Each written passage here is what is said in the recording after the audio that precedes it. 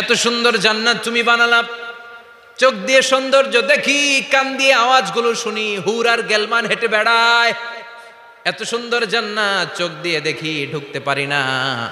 আমারে কষ্ট দিয়ে তোমার কি লাভ?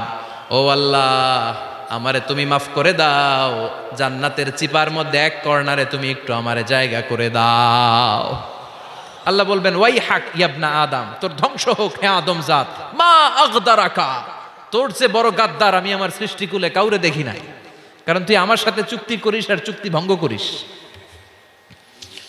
আল্লাহর রহমতের দরিয়ায় তখন জোশ খেলে যাবে।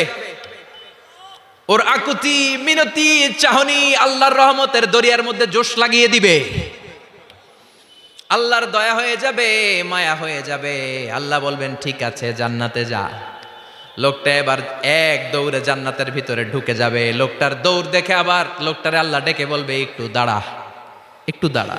জান্নাত তো দিছি, তো দৌড় দিলি কেন? সুবহানাল্লাহ কইবেন না? লোকটি বলবে, আল্লাহ প্ল্যান তো আমি কম করি নাই, এত চেষ্টার ফলে আমি আসতে পারছি, আবার যদি তুমি বাইর করে দাও, এই জন্য এক দৌড়ে এমন চিপার মধ্যে লুকামো যাতে তুমি আমার না দেখো।